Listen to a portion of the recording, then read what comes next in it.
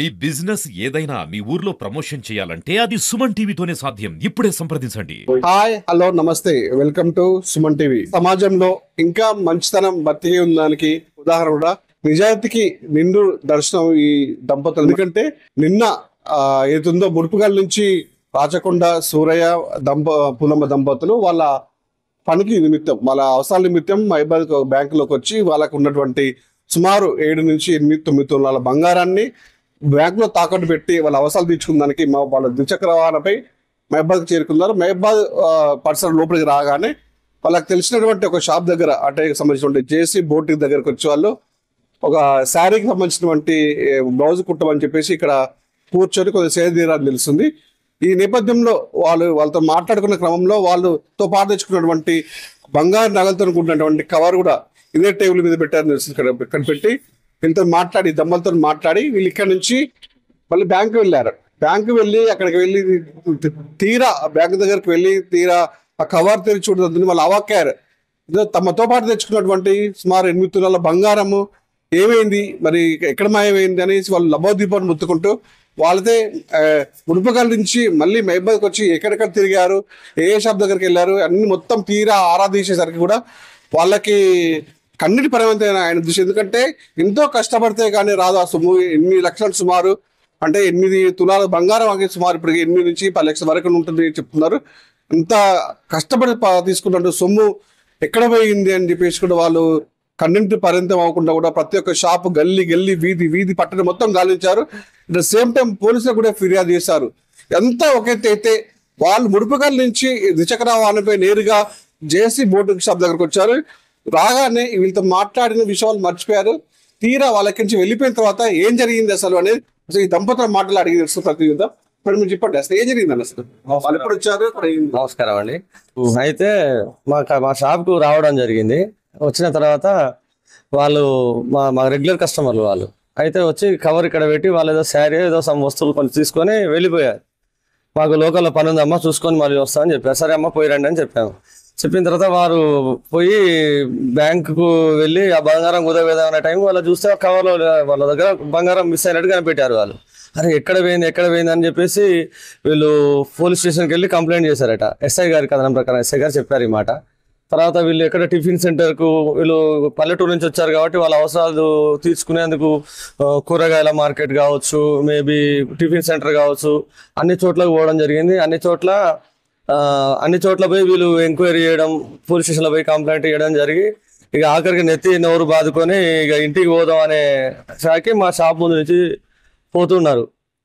ఇక వాళ్ళు 100% అది బంగారం పోయిందని ఫిక్స్ అయ్యారు. కంప్లీట్గా ఫిక్స్ అయిన తయి ఏడుస్తూ పిడుబొబ్బలు పెట్టుకుంటూ పోతూ ఉంటే ఈ లోపు నా భార్య శ్రీదేవి అండి, జయశ్రీ బోటిక్ షాప్ తనే నడిపిస్తుంది.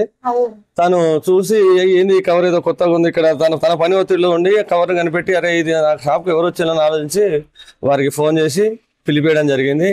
చెప్పండి అసలు ఏం జరిగింది? మీరు వాళ్ళు మర్చిపోయారు, కవర్ మర్చిపోయారు కదా. నా పేరు శ్రీదేవి. కస్టమర్స్ నాకు రెగ్యులర్ కస్టమర్స్ వాళ్ళు వచ్చి అంటే నాకు అంత ముందే బిఫోర్ ఒక శారీ ఇచ్చారు మెజర్మెంట్స్ కోసము, జాకెట్ మళ్ళీ ఇంకోటి ఇవ్వటానికని వచ్చి మాట్లాడింటూ తిరిగి వెళ్ళిపోయాక నా పని ఒత్తిడి వలన కస్టమర్స్ వచ్చారు. నేను వాళ్ళని డీల్ చేసుకున్నా, మాట్లాడుకున్నా. ఇంటికి వెళ్ళి నేను లంచ్ చేసి మళ్ళీ వచ్చి చూసి నేను టేబుల్ మీద చూసేసరికి కవర్ ఉండేసరికి నేను కాల్ చేసిన. ఆడికి 2 అవర్స్ అయింది. 2 అవర్స్ వరకు కూడా నేను చూడలేదు. బంగారం నగలతో కవర్ ఇక్కడ పెట్టి 2 అవర్స్ ఇక్కడ పెట్టి మాకు వెళ్ళిపోయారు. 2 అవర్స్ నుంచి కవర్ మొత్తం ఇక్కడ కవర్ ఈడే ఉంది. ఆ కవర్ ఇక్కడ పెట్టిన విషయం కూడా నాకు 2 అవర్స్ దాకా నాకు తెలియదు. అంటే బంగారం కొలుసు షాప్ ఉన్నటువంటి కవర్ ఈడ పెట్టి మీరు బయట కూడా వెళ్ళారు.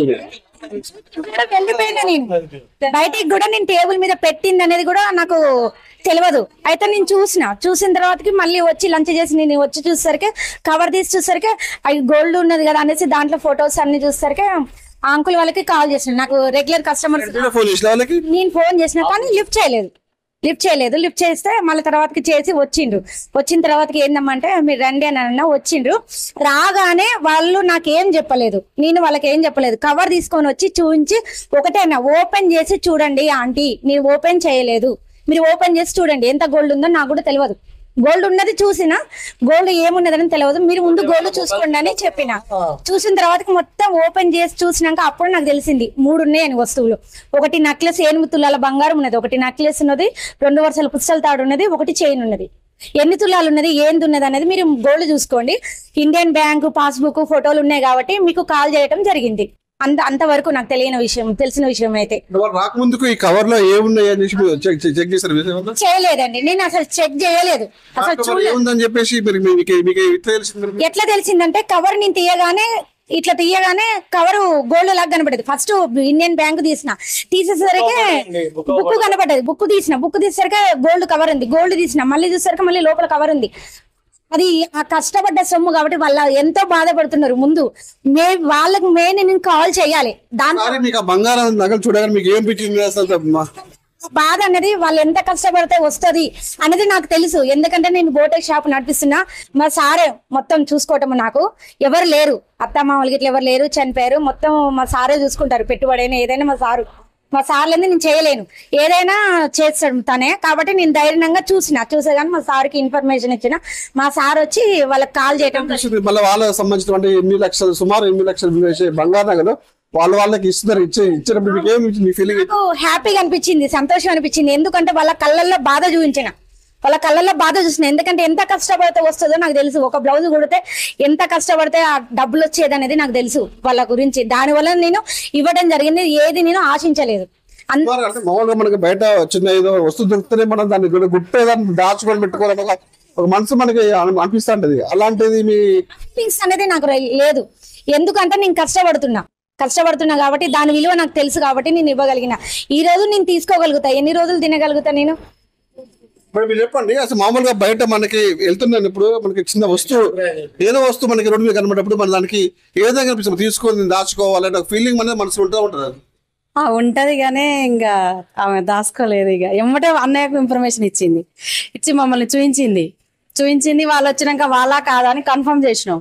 అందులో 2 పాస్బుక్లు ఉన్నాయి, అది పాస్ ఫోటోలు ఉన్నాయి, అకౌంట్ బుక్ ఉంది.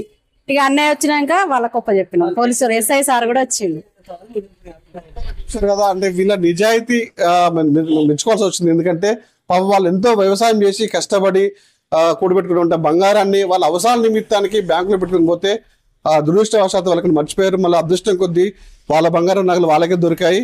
అంటే ఈ నిజాయితీ పనులు వాళ్ళనే దొరికాయి. లేదా ఇంకా వేరే ఎక్కడ పడితే మాత్రం అవి పోలీస్ స్టేషన్ చుట్టూ తిరగాల్సి వచ్చేది. పోలీసులు కూడా సరే తర్వాత విచారణ అంతా మాకు దొరకవి సెకండరీ. ప్రస్తుతానికైతే ఆ పోలీసులు పిలిచి కూడా పోలీసుల సమక్షంలో వాళ్ళకి సంబంధించిన నగలు కూడా వాళ్ళకి ఇచ్చారు. అంటే కొంచెం అంటే సమాజంలో కూడా ఇంకొంచెం మంచి బతికే ఉందని చెప్పేసి 2 నిదర్శనమే ఈ దంపతులు తెలుస్తుంది.